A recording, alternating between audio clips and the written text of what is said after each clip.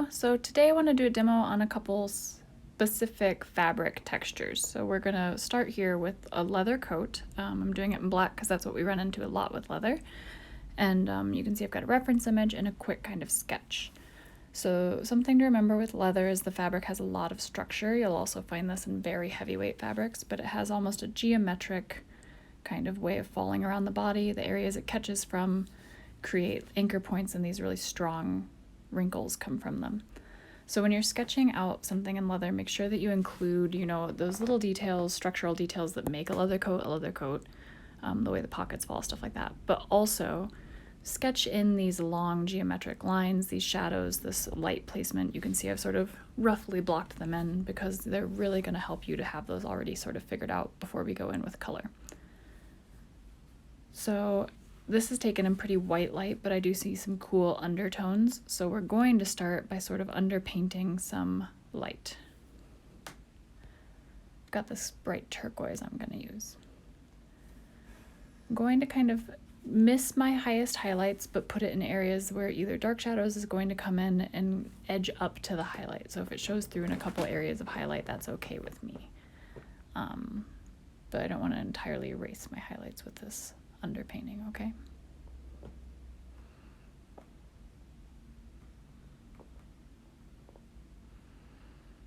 So you can already see how having those sketched in where like highlights are going to be, where wrinkles are going to be, is so much easier if you've already got those in to just sort of gesture around them. You don't have to be constantly figuring it out, referencing it while you're painting. Your drawing becomes your guide.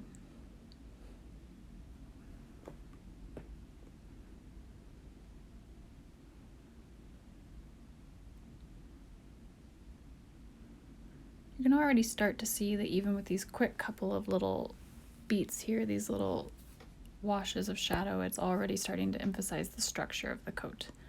So I'm showing you sort of the colors I'm mixing down here.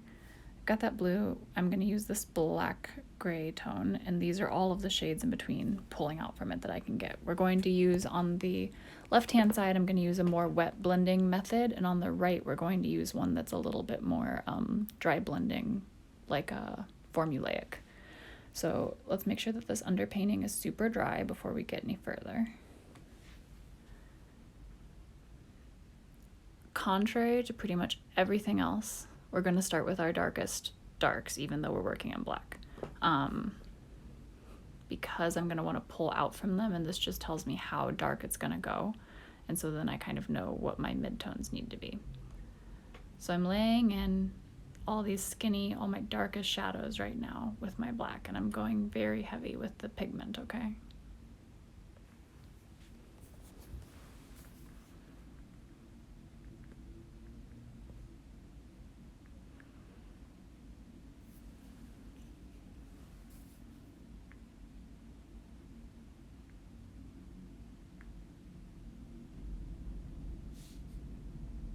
Now in a theatrical study, there'd probably be multiple paints or light sources, so when we were painting, we'd want to use some other tones and colors to make this black more reflective of our world. But I'm keeping the color pretty limited here so that you can see how the midtones and deep shadows kind of interact to create these geometric folds and gathers. So as I'm laying in these dark areas, I'm taking a brush with water on it and pulling out from the darkest areas to create a midtone, a beginning of a midtone. There are usually like lots of areas that are midtones in one area, but just to block it in. So while it's still wet, I'm softening along the edges of these deep shadows by pulling them out.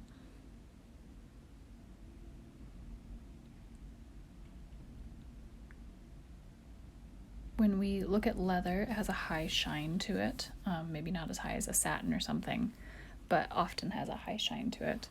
So we want to emphasize that. The viewer knows that, we know that, so kind of playing that up and allowing it to show through, maybe a little exaggerated, helps to tell our viewer, like, this is a leather jacket, right?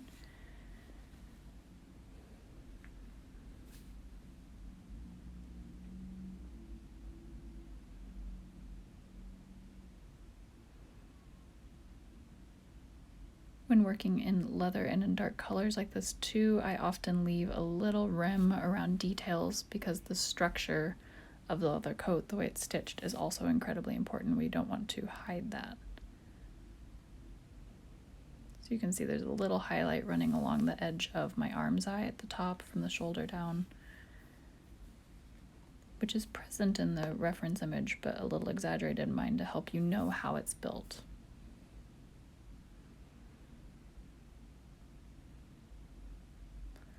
So on this side, I'm sort of finding balance and working wet. Nothing's really waiting on to dry as I go.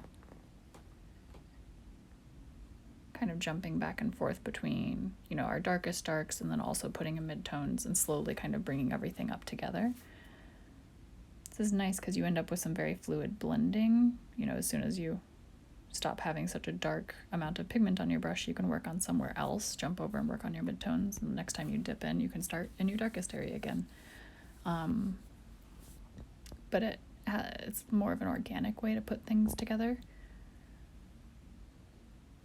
where you just sort of keep moving around the area that you're working on and keep finessing, keep finding, oh, this needs to be a little darker, oh, this could be a little lighter. You can always pick it up with a rag, right?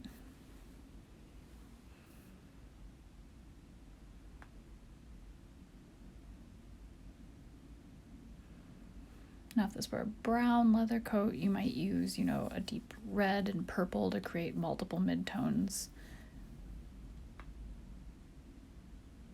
So that side's sort of dried now, and I'm going to hop over and do just a couple little areas on top of it that need some cleaning up, but I've let those initial wet on wet blending kind of dry down. So now I can see what the final result's going to be. We're just going to clean a couple areas up, tone some highlights so they're not as bright.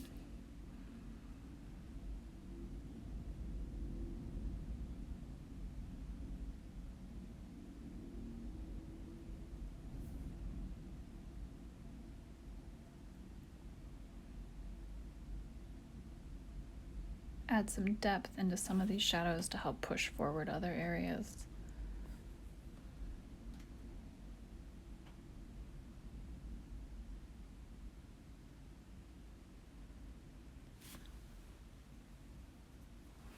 Now I'm using my medium-sized round pointed brush. You can also use a flat on this if it feels better for you, but it'll be a little harder to get that clean water gradient with a flat brush.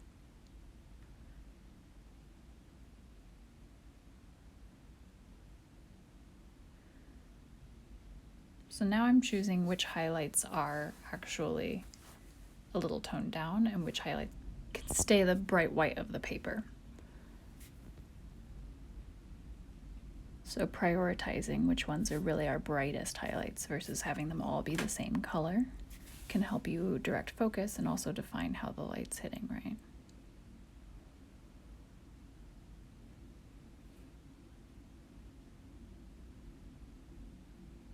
And you can see how the underpainting is bleeding through a little bit. It's showing up in the highlights, it's showing up in some of our midtones, and it's affecting the way that the light seems to be on the final piece, but it's not as obvious, right? So in the more dry brush side, what we're going to work on is working more in everything goes the darkest shade, and then we go through and do midtones, and then we do second midtones and third midtones. So we're just slowly working our way towards the lightest color. And we're going to more let it dry in between, and then you'll be able to see kind of the difference in how those finished results look.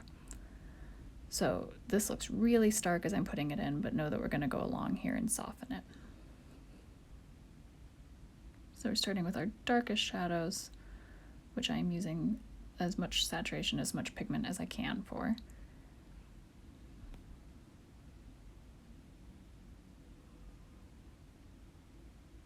This method can feel like you have a lot more control.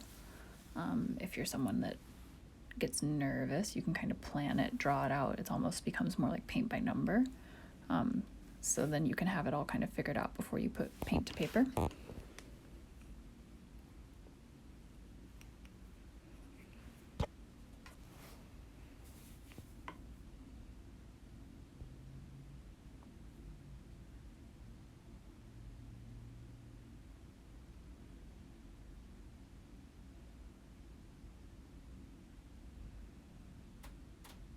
So still getting in those very specific little, very dark shadows as we go through here.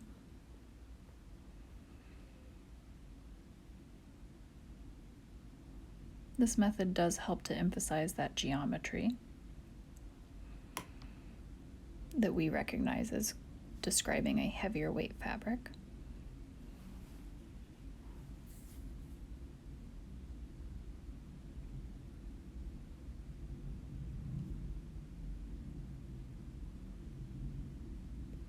So then we'll dry in between each of these layers so that we kind of have that control I'm talking about. Instead of having to do it like wet blending, you can just keep drying it and then you'll have a little bit more control overall. So next we've got a little watered down version. So this is kind of a light mid-tone that we're laying in. It doesn't really marry the two yet, but it does sort of tell us where we're planning to add color. We can start to see it come together. Still avoiding our brightest highlights.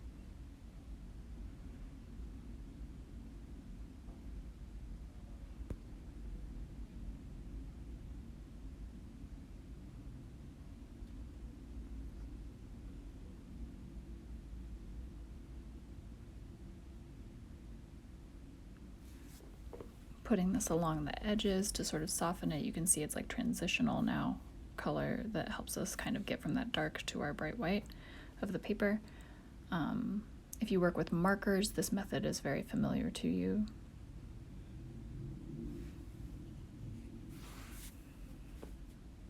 Though in markers you might have started with the mid-tone overall and then done the darkest color, which you certainly could do in this too. You could start with the dark medium color and go to the dark, but when dealing with incredibly deep tones and being very careful to maintain our highlights, sometimes it's useful to work from our darkest to our lightest.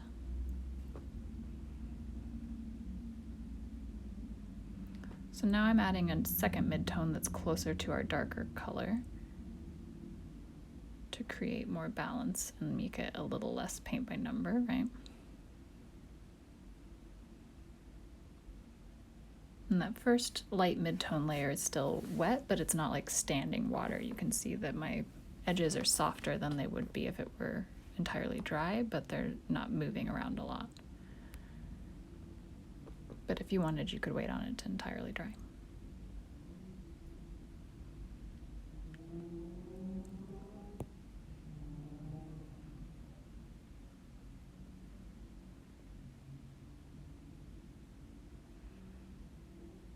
So if this is our dry layering side and this is our wet layering side, you can sort of see that one has a starker feeling about it, which is nice for maybe something with a really high shine. But you can also keep reworking that dry layering side to make it a little bit more like the careful, more subtle painterly version. You'll just have to keep adding in different midtones.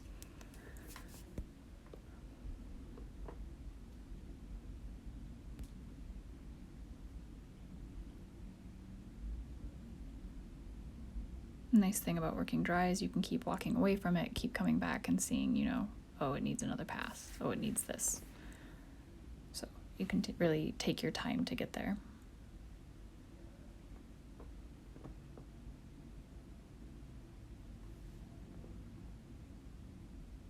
And then a couple sharp little details, going through with a fine point and adding these very small details that make it specific, bumping out pockets, bumping out, you know, the way the seam pops around the shoulder because the two thick fabrics meeting together creates a deeper ridge. These can be really helpful for just defining what your actual design choice is. So now we're going to move over here and do a little bit of a velvet study. This is my source image we're working from, kind of borrowing from.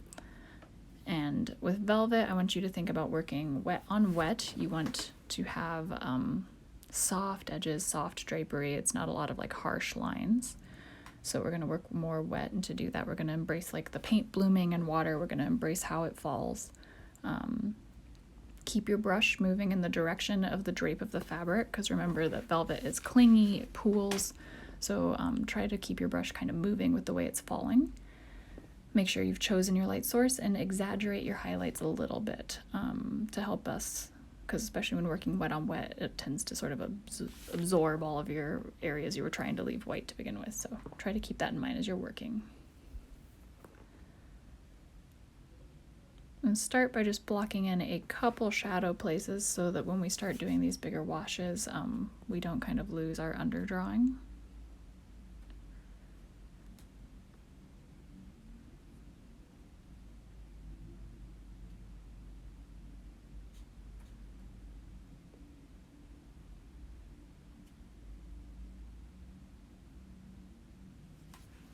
So on this side, the shadows are a little bit more purple. On the right side, the shadows read a little bit more green. This one has a nice sense of light to it because of the velvet and the way it reflects light.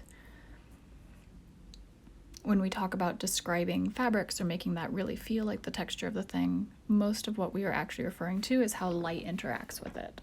So it changes the way the highlights are shaped. It changes the way the shadows, are they fluid? Are they geometric?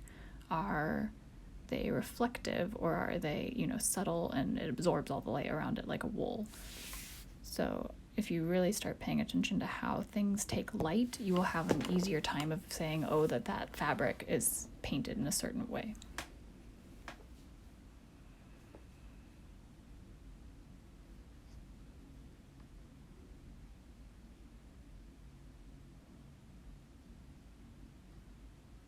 So on this side, I'm using some of those greens to add in highlights.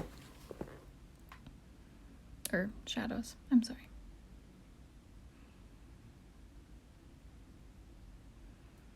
I'm using a bluish green because I know that when I paint this yellow layering over it, it will go more yellow anyway. And it's got a little grayer then. I'm not using a bright purple or a bright green, You gray out a tone by adding its complementary color. I think you all know that. So I added a little orange into my green to make it grayer instead of pure red.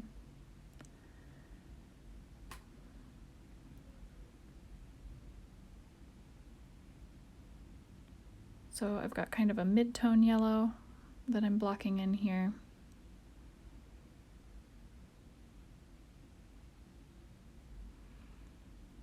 Trying to avoid overtaking my highlights, but the water does get, kind of does what it wants, so we're just going to embrace that and let it be.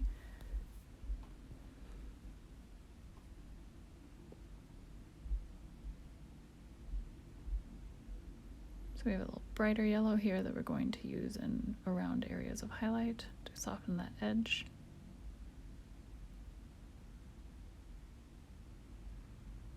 Remembering that this is going to dry a lot paler. I've got a lot of water in this.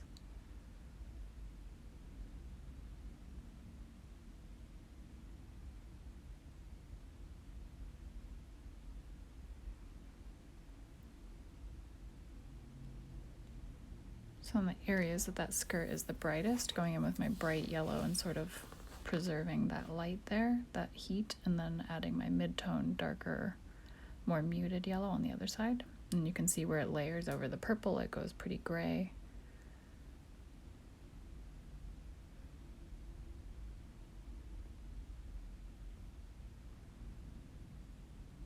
Now while it's still wet, I'm adding some saturation in a couple areas for shadow.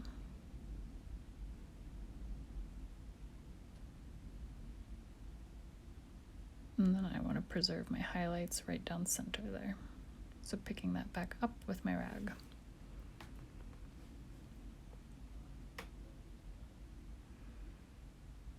And then scrubbing and picking up a little bit of the pigment on this side because it got a little wishy-washy. So you can use it back and forth and a stiffer bristle to kind of pull that area up.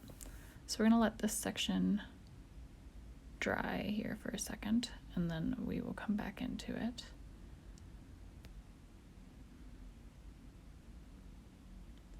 So now it's a little dried out, certainly no standing water on it, we can start coming in and adding some of those more specific tones, more specific details that add more depth to the piece. But you can see that I'm keeping the page wet, not letting it dry entirely, which is how I'm getting these like soft edges as I'm adding pigment in. If you look at velvet as it falls, it rarely has like a hard line unless it's got like a fold right there. But generally speaking, if it's falling around a form, it's got these kind of soft pooling, mutating shadows that tell us a lot about what the fabric is and what the shape of the thing or the structure of the thing is.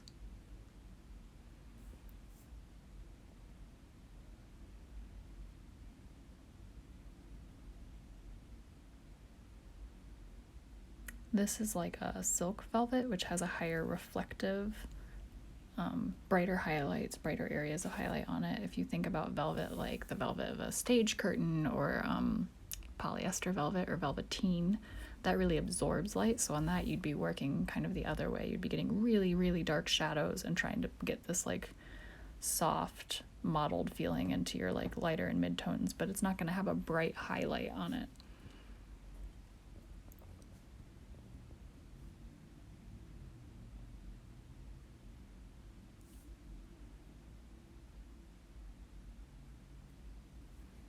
So always find a research image of a fabric if you're looking at it. You don't have to paint exactly the draping of it, but it will give you the information that when you're looking at and you can see how the light plays on it, you can mimic in your own designs.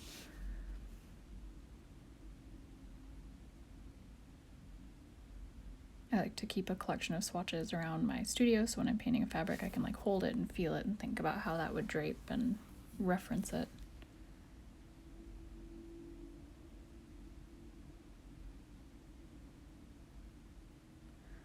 Going through and just bumping shadows here. I am trying to keep, we just saw was like, I'm working wet on wet, correct? So the shadow started to bleed up into that drape across the bust. So that's one of the only places we do want a stark line because there's like a cutoff. So making sure that we're trying to keep it down there. So this piece is now dried. You can see it's got lots of different colors showing through, these soft, very delicate kind of washes that are all blending together. So we're going to do just a couple areas of bumping up contrast so that it's not so wishy-washy. So a few areas where it's going to have some more specifics and to create visual interest. Without contrast, everything just sort of blends together.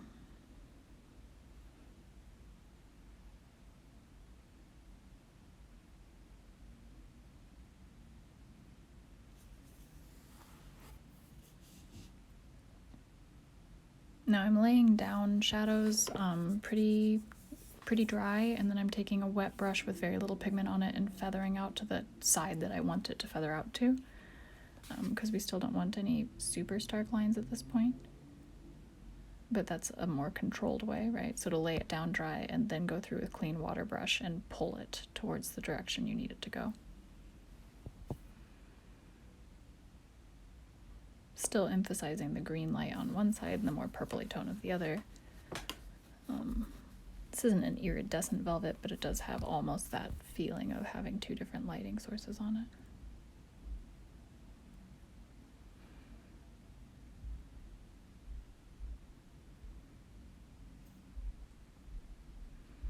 And then taking my brightest, neoniest yellow and popping a couple areas to give us warmth back in and to add the feeling of the light source hitting it and more of the true localized color.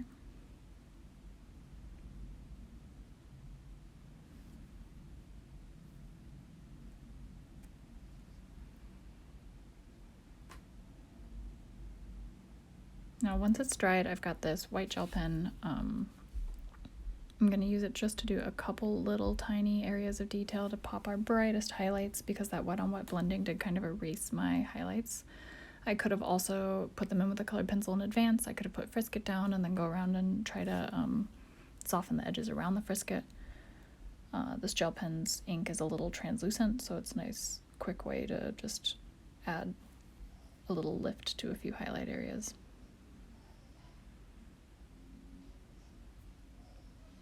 Especially when you're working with something a little more gestural, like this wash technique that we used, I like to go through with pencil and use that to add my specifics back in one last time before I call a thing done. It's nice to, bump in where your shadows are. It's good to give the specifics of how something's folding.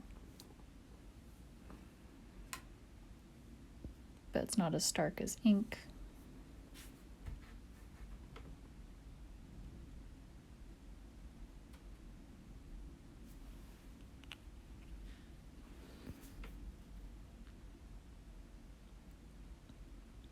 So that is two different fabrics with two different light sources, very different way of handling light. And we'll do a few more next week.